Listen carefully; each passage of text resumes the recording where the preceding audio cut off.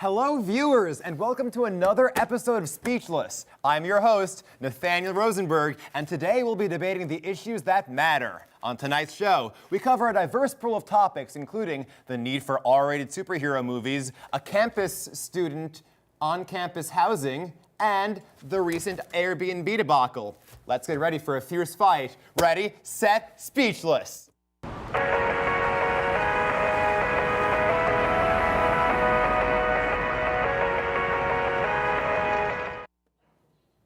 Welcome back to Speechless, and let's give a warm welcome to our two teams tonight. First, the Maguri Marsupials with Peyton Lewis and Devin Francis. Maguri Marsupials, can you tell me how to get away with murder? I could teach you, but I'll have to charge. Uh-oh, we'll talk later. And we also have the Leno Leopards with Nicholas Passell and Elizabeth Eigner. Hey, Leopards, how are you feline tonight? Well, I'm getting a bit of a hairball from that pun, but otherwise pretty good. I have no better response than that. That was a great pun. Now it's time for our first debate. The long-awaited Deadpool movie swept the nation last weekend. It grossed $132.7 million, the largest R-rated movie opening of all time. With its success, movie studios are sure to join in, hoping to cash in on Deadpool's success.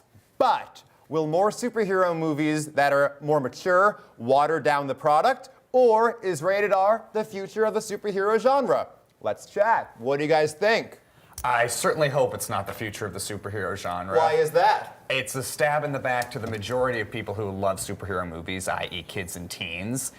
And it's also economically unwise. For every one smashing success with Deadpool, there are going to be a bunch of other R-rated superhero films that are not going to be as successful because they're shutting out the people who love the genre the most. I think something that you're neglecting to realize, though, is that the superhero genre has evolved into not just this childish niche market, but rather it's grown up a little bit. The people who are now attracted to the series are not necessarily the 7, 8, 9-year-old kids, and they're more. So there are plenty of people, adults, young adults particularly, who are very engrossed in these movies. And I think if you look at some of those demographics, you'll realize that. It's aging. As the genre is evolving, clearly there are people who are still going to go see these movies. And while I agree that it's important to include older audiences, I think you don't need to abandon your younger ones. Exactly. We're seeing PG-13 movies that are appealing to all sorts of ages, all demographics.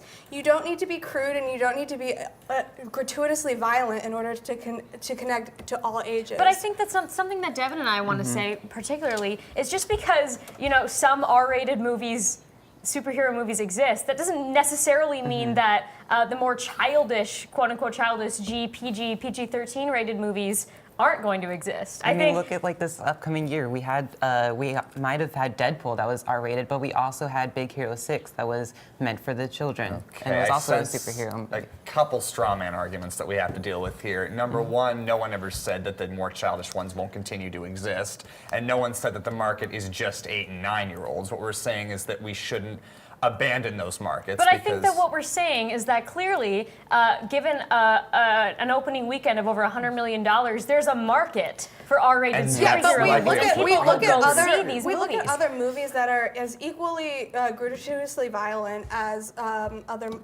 and that could be considered similar to an R-rated movie. We look at the newest Superman movie.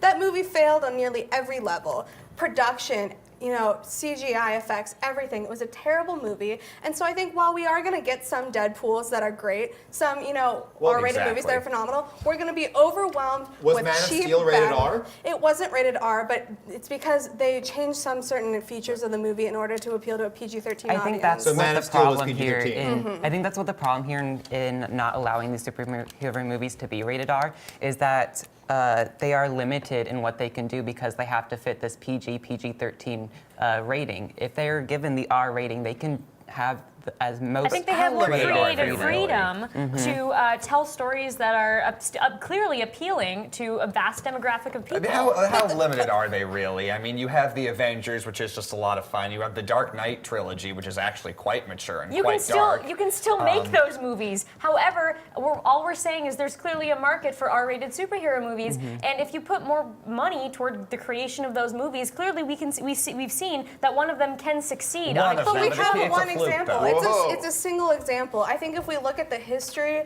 of these movies, you get more success when you include more people. Certainly. We look at movies, you have more diversity, I you think have you're a denying- larger audience. I think you you're can denying have- evolution of a specific genre. Evolution is different from change. If it's not change for In the what better. way? In what way? I'm saying that if you change for the worse, if you include fewer We're not members of saying your audience. we're not saying change all movies. We're saying create more of these movies as well. No, but we have a certain amount of money and we have a certain budget that we can allot for all movies. And if we take away from these movies, the appeal of superheroes is that they're for everyone. Superman is for everyone. These characters are supposed to be these archetypal figures who appeal to everyone. And if we disclude people, then we avoid the entire purpose of these movies. If you say that these superheroes are for everyone, are you including Deadpool in that argument, or are you And not? on that question, we have to stop because that is all the time we had left. If I were able to use the proper words to talk about my feelings for this debate, this show would be rated R. Now let's deliberate to our judges. What a debate, guys. Oh wait, I didn't introduce you. Yale That was Freed, just- Tommy McArdle, and Dan Halpern. These are our judges, and it's great to have you all. Great to How meet did you like that debate? That debate was awesome. I think you guys both had a lot of great points. If I could just start out, I think the Leopards make a very interesting point about target audience, and I think that's a very important thing. Are they excluding people? Are they including more people, like you guys are saying? I happen to believe that, I might not like the genre where it's going, but I think it's a good testing ground with these rated R movies. So, in my opinion, I have to go with the marsupials on this one. Really, really interesting debate. You guys went back and forth. I was not expecting so much discussion over this topic, and it was definitely back and forth the whole way. I think the point that really got me at the end, I liked where you both went. The point that really got me, though, was the idea that superheroes are for everyone, which is why I'm going to go with the Leopards here. Yeah, I agree. I think the debate as a whole was really well done, and everyone had made good points, but I think I'm going to have to agree with Yale here, and the Atlanta Leopards are the way to go. Superheroes are for everyone. Ooh, okay, so in a narrow vote, looks like the first point goes to the Leno Leopards. So, I'm dead in a pool of laughter after that debate. Thank you, thank you. While the teams cool down, let's check out a word from our sponsors. Stay tuned. Lauren, what are you doing? I'm getting ready to host Good Morning Emerson, of course. Good Morning Emerson? What's that? It's the best morning show ever that's on Tuesday and Thursday at 9 a.m. Wow, how can I work on this? Yeah, let's get going.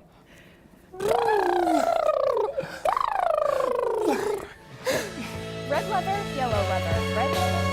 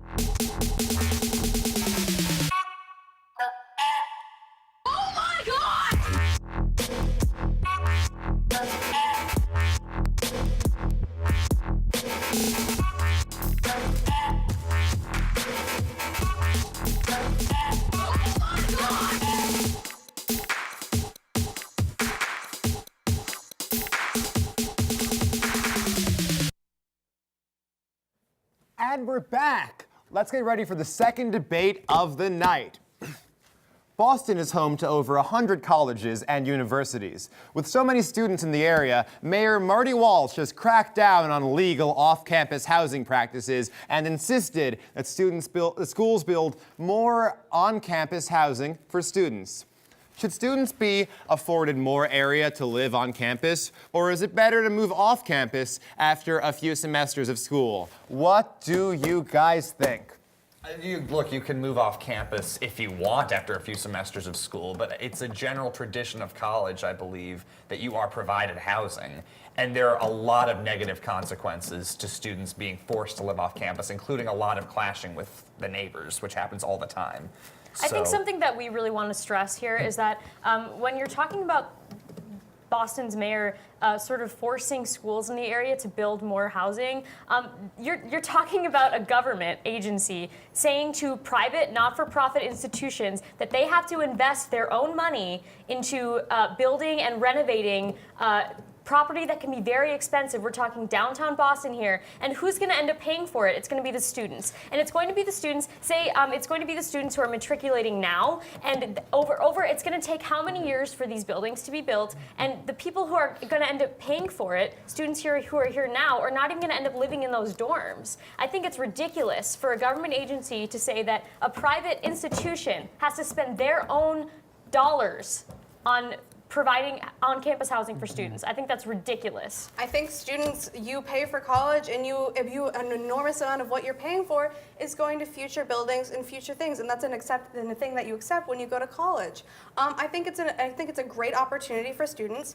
When you live in college campuses, you develop a community. When you don't live on campus, you have this sort of sprawl throughout the city of students not connecting with each other, not bonding with each other, and when you get a community together, you have a real experience. I think the argument that you're making is that you expect colleges to sort of hold the hands of every college student for all 4 years. Are you kidding me? College as we know it now, is certainly a personal growth experience. And the way that Emerson does it now, I think, is fantastic. It's 2 years, you have a sort of a handhold, you meet people, and then you're expected to move off campus to a point to where you're paying monthly bills, you're figuring out your own commute, and There's plenty of time in life you're for cooking that. for yourself. I think that's ridiculous. I certainly agree that it's a growing experience. And as someone who lives across the country, over 2,200 miles away, Where? I live in San Diego, California. Cool. Hi, Mom. It is a learning experience, and a huge amount of college students are already living a whole new experience, a whole new life, and it's a huge growing experience. To say, you know what, now you need to pay your own bills. You know what, now you need to do this. That's the real world. That is the real world. I'm so sorry But the whole to point break of that to college, you, If I but may. the whole point of college is that it's a step in between the real world and it's a home. So shouldn't you be It's a able to get the transition. skills? Yeah, it's a You guys- transition. Midway One through at a time, please. Midway through college, you're taking another step toward full post-grad adulthood, and I think Devin and I think that's a very, very important step. Don't you think that like 2 years, freshman, sophomore year, is enough time for them to get applicated on It's their own incredibly so they difficult can for- move It is out? In addition to that, you guys are talking about college students living out in the community in the city as if that's been a success. I got some news for you. College students clash with their neighbors all the time. It's been a disaster. My old college, Quinnipiac, students were living off campus in off-campus houses. They clashed with their neighbors so badly, the neighbors hated them so much that now they have to live with their landlords. Is that something we want? I think you're talking about Connecticut. You're not talking about. You don't think it's you're the same You're here? not talking about a heavily student populated. There are so many student populated It's kind of areas. just I live like in part of the University Boston City. scene You- is you how many create- colleges You there are. create your own community in Austin, in Brighton, wherever you end up. I think it's so ridiculous to assume that the only community that you can have is if you're in a dorm off the hallway sort of environment in an on-campus residence hall. I don't even talk to my roommate. And with that is all the time we have, unfortunately. So we're going to turn it over to our judges once again. What do you guys think? Man, this was pretty heated. It was. This is a very tough choice for me. As myself, I live off campus. I used to live on campus for 2 years. I honestly think that what Emerson does right now by kicking students off campus is absolutely atrocious. And I think that you guys, the Leopards, made a great point that the college experience is really enhanced by being on campus. And you guys, the Marsupials, raised a good point that, the financial aspect, we don't want to bear the burden of that, current students. But I have to go with the Leopards on this one. You guys are in the right here, I think. So it was, definitely a great debate. You guys both had a lot of excellent points. I would have loved to hear more about non-Emerson schools. Emerson's a very small school. It's a very expensive school, in downtown. I would have loved to hear more about different schools. But here I'm actually going to go with the marsupials. I thought you guys did a great job. You specifically talked a lot about issues with growing up and all that kind of stuff. So I'm going to go with the marsupials there. I really enjoyed the debate. I thought both sides made a lot of really good points, but I think at the end of the day, you pay a lot of money to go to college. You should be able to not have to worry about moving off campus after 2 years. So I'm going to go with the Leno Leopards. All right, another point for the Leno Leopards. Man, you guys are really housing some great ideas in your hippocampus. We'll be right back. Lauren, what are you doing? I'm getting ready to host Good Morning Emerson, of course. Good morning, Emerson? What's that? It's the best morning show ever that's on Tuesday and Thursday at 9 a.m. Wow, how can I work on this? Yeah, let's get going.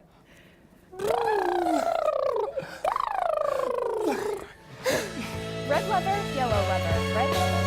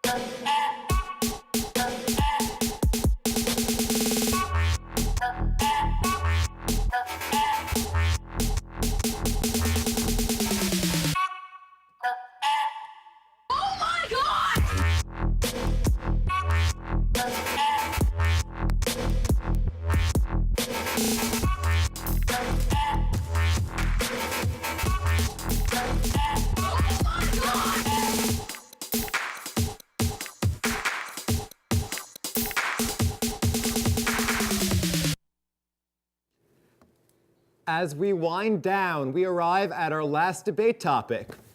Airbnb is a rapidly growing room rental service intended to provide cost-efficient housing for those who travel and are looking for a place to stay overnight. One Emerson student recently got a bit creative and rented out his Emerson dorm room to strangers on Airbnb. The college was unhappy with these actions, and he now faces significant consequences. However, was he justified in his actions, or is Emerson correct in taking these legal measures against him? Let's find out. Okay, so, sorry. You go ahead. I didn't know she was gonna. No, I'll just go. you go ahead. Okay. So I think we enter a very dangerous precedent if we punish this student. I think that letting strangers into your dorm room is something that's sort of part of the college experience. I think, I don't know about you, but I know that. How so? Well, the one-night stand is, I think, sort of the hallmark of the college experience. To be clear, he is not having one-night stands No, I'd like with to be these clear, that's not the people. same. But in essence, it's the same thing. You're inviting a stranger into your room. You don't know them. You're allowing them into your room, and you're allowing them onto Emerson campus. And if we say this isn't okay, what's to stop Emerson from saying, oh, you know what? That's not okay either. Here's the deal. Here's the deal, though. Here's an important distinction we have to make. It is in the residency requirement. It is in the on-campus housing contract explicitly that you cannot sublet a room that you do not own. You are by living on campus at Emerson, you are in a way, renting the room from Emerson College. Emerson College owns that. You can't be making money off of something that you don't even own. You can't share something that's not yours. In the contract doesn't mean it's right. I mean, what's honestly Are you the kidding harm? me? He signed a document. And Okay, Sure, but why shouldn't but it be in the again- contract to begin with? But Why- sure, That's also, not the debate that we're having. No, but It's sure, in the but contract to again, where do we protect the draw the school. line? The If I debate- bring in a stranger to work with me on Emerson's equipment, where we work, say, developing a movie, Exactly. and if I go and sell some of the parts of that movie, am I breaking the contract too? Where do we draw the line as to what we can and cannot sell from Emerson? I think Where the do bottom we draw the line line? is that it's in the contract to protect the school, and we're, as college students, our tuition money goes towards this campus housing. So he's not only endangering the college's campus housing, but he's endangering the housing for future students to come. He's endangering our safety by allowing random think people. Then no in. one should be allowed in. If it's Campuses aren't endangering the safe. campus, then we shouldn't allow anyone in. I mean, if we say that no, you can't allow these people in, then you can't allow anyone in. I think that the general assumption that when you bring a personal guest into the dorms, that you have some sort of personal relationship with them, you're expected to stay with them at all times. First of all, he clearly was not doing that. He sort of closed the door and let them have. Do whatever they wanted in his room or whatever. I think it's completely ridiculous. It's explicitly stated in the housing contract that you can't be profiting off of your room. You can't. It's right there. You can't do it, and he deserves any and all repercussions that Emerson pursues against him. I disagree. I think that, for one thing, Emerson is.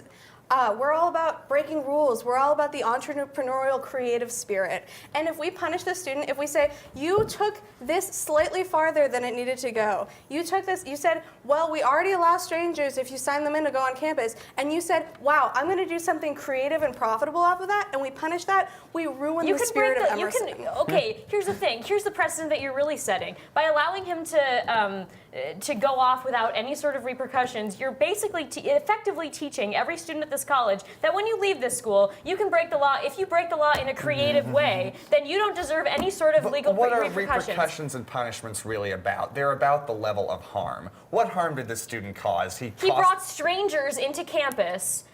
He profited directly from that. Yeah, because Emerson's not exactly poor. He broke the do they guest need the money? policy. Emerson is in debt. What are you talking about? The thing is, though, is I don't think we should be punishing the entrepreneurial spirit. I think the student caused no harm, and I think, furthermore, The potential for harm is so great. The potential for harm is great with any person living on campus or anywhere in the world. I mean, at the end of the day, he signed a contract. I can sit in the contract saying, I'm going to eat your boogers for a month, and I have to hold it because I signed the contract. Well, I would love to see that in legal writing. I don't think I'll I take would that like to see one. that also, just in general. And his, I do have to say- I just want to make a quick point here. The fact that his defense to in a Boston.com article was that he didn't read the document before signing it. That's his own problem. Yeah. His name is printed on that document, and like I said, he deserves any and all repercussions. The Emerson truth is pursues that against we him. break laws for convenience all the time. I'm thinking jaywalking. I'm thinking all sorts of things. Jaywalking has not been enforced in the Boston area for over 100 years, so I would And say no one amend thought that this would be argument for enforced in Yeah, the and, Boston and area if for he 100 had years. And no that's why new realization that laws this would be develop, enforced new things come either, up. then he is at the same level of someone who should be jaywalking. Is it the same danger of jaywalking? Absolutely not. Why? Are you Jaywalking, kidding you me? can look across the streets and see if a car is coming. When you're inviting a stranger in the car, there ain't no cars And coming for you to see the danger. There's no sort of vetting service for Airbnbs. Literally anybody can go online and book a room on Airbnb. You could. There's no And vetting any- service Well, for well, individuals let into Emerson anyway. Hold on. We're out of time. But that was a great argument. Let's see what some Emersonians had to say on that matter. And while that happens, I'm going to go to the bathroom for a quick air pee and pee. I'm sorry. Hello, I'm Kimberly Wilborn, and I am the segment host for Speechless. Today, our topic is about the Emerson student who rented out his dorm for Airbnb. What was your initial reaction? I was very shocked that that was going on, and it made me feel super unsafe because random people off the internet are staying where I live, probably not being supervised. It's just like a really unsettling feeling to know that there's strangers with no connection to anyone here who are staying in our dorms. I mean, I do think, I totally understand why he did it because college is expensive, so what better way to make money than to put your dorm room for rent? I didn't even know it was happening. He was on my floor, and apparently he rented it out to 3 people, and I had no clue about it. So I was really shocked. Do you know that his punishment was that he can stay as an Emerson student, but he cannot stay on campus anymore? No, I hadn't heard the latest update. I figured that they wouldn't expel him, but I knew there'd be something significant about a punishment. Do you think his punishment was fair or not? I think so. I don't think that's quite something that you expel people for, especially with past expulsions, what they've led to. I don't think it's quite as heinous as that. But I do think that the punishment was probably fair because, you know, he took advantage of his dorm abilities. Well, I actually thought he was getting kicked out of classes as well, so I think that's pretty fair that he's, if he gets to keep attending classes, yeah, I think that's fair. He broke rules when it comes to on campus, but he's still an Emerson student, and he didn't do that bad as an Emerson. He didn't do anything wrong as an Emerson student. He just was a schmuck trying to make some money. You know, everyone has their stupid college moments, and like renting out your dorm to Airbnb is definitely a stupid college moment. Lauren, what are you doing? I'm getting ready to host Good Morning Emerson, of course. Good Morning Emerson? What's that? It's the best morning show ever that's on Tuesday and Thursday at 9 a.m. Wow, how can I work on this? Yeah, let's get going.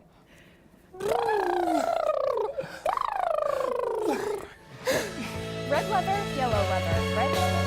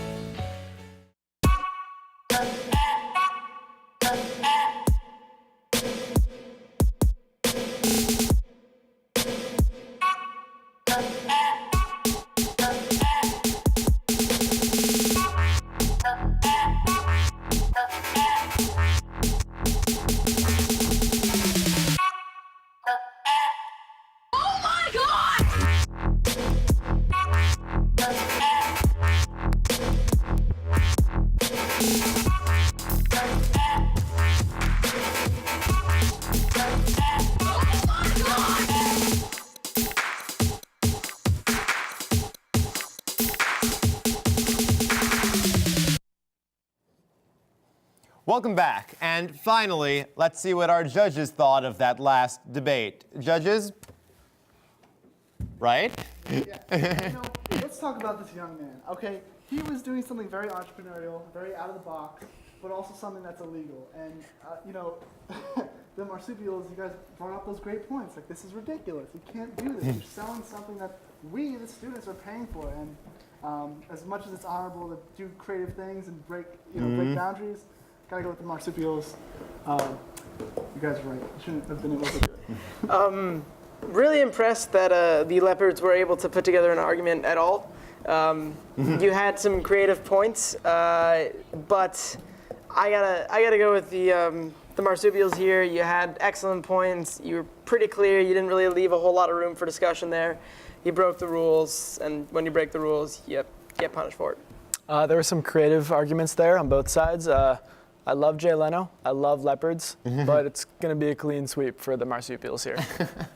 All right. But despite this sweep, the most debates were won by the Leno Leopards. So that makes them the winner of tonight's debate. Congratulations. That's all the time we have tonight. I'm your host, Nathaniel Rosenberg. And until next time, stay speechless.